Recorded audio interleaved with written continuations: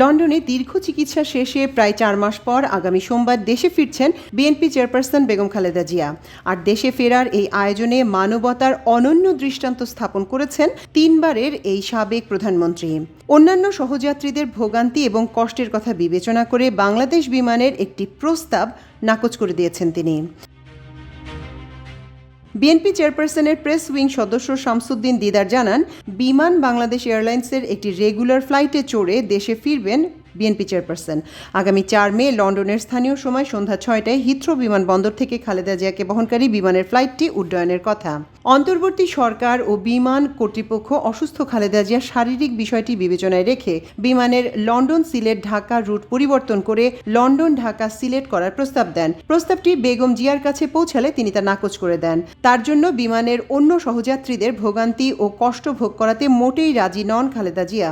জানা গেছে, খালেদা জিয়ার সঙ্গে তার 2 পুত্রবধূও দেশে ফিরবেন।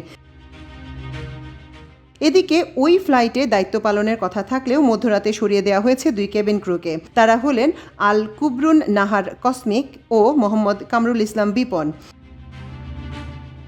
বিমান সূত্র জানায়, গোয়েন্দা তথ্যে তাদের রাজনৈতিক সংশ্লিষ্টতা এবং ভিআইপি যাত্রীর নিরাপত্তার সম্ভাব্য ঝুঁকির কথা উঠে আসায় শুক্রবার মধ্যরাতে তাৎক্ষণিক সিদ্ধান্তে 2 জনের নাম বাতিল করা হয়। ফ্লাইট সার্ভিস বিভাগ তাদের নাম অন্তর্ভুক্তিকরণ ও পরে ফ্লাইট থেকে সরিয়ে দেওয়ার বিষয়টি নিশ্চিত করেছে।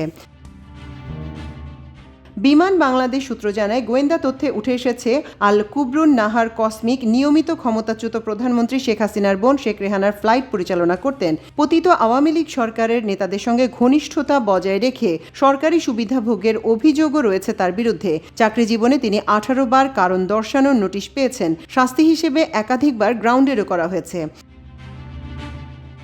অপরদিকে জুনিয়র পার্সার কামরুল ইসলাম বিপন দীর্ঘদিন ধরে সরকারি দলের নানা কার্যক্রমের সঙ্গে সরাসরি যুক্ত ছিলেন বলে অভিযোগ রয়েছে। প্রতি বছর 15ই আগস্ট পালনের জন্য নিয়মিত ধানমন্ডি 32 নম্বরে ফুল দেয়া, শেখ কামালের জন্মদিনে প্রীতি ফুটবল ম্যাচের আয়োজন করা এবং বিমানে শেখ রাসেল দিবস পালনেরও অন্যতম উদ্যোক্তা তিনি। গত 5 আগস্ট ছাত্র জনতার অভ্যুত্থানে আওয়ামী লীগ সরকারের পতনের পর রাষ্ট্রপতির এক আদেশে খালেদা জিয়া মুক্তি পান। এরপর দুর্নীতির যে 2টি মামলায় তিনি কারাবন্দী ছিলেন সেগুলোর রায় বাতিল করে আদালত। প্রায় 5 মাস আগে গত 8 জানুয়ারি উন্নত চিকিৎসার জন্য লন্ডনে যান বেগম জিয়া। তখন কাতারের আমির Sheikh Tamim bin Hamad Al Thani তার শারীরিক অসুস্থতার কথা জেনে রাজকীয় বহরের একটি বিশেষ বিমান দেন। ওই বিমানে করে খালেদা জিয়া লন্ডনে যান। দ্য লন্ডন ক্লিনিকে 17 দিন চিকিৎসাধীন ছিলেন খালেদা জিয়া। পরে গত 15ই জানুয়ারি হাসপাতাল থেকে দলের ভারপ্রাপ্ত চেয়ারম্যান তারেক রহমানের লন্ডনের বাসায় যান তিনি। এরপর থেকে সেখানেই তার চিকিৎসা চলছিল। খালেদা জিয়া দীর্ঘদিন ধরে liver cirrhosis, kidney, heart, diabetes, arthritis সহ শারীরিক নানা অসুস্থতায় ভুগছেন। মাল্টিমিডিয়া ডেস্ক, আমার দেশ।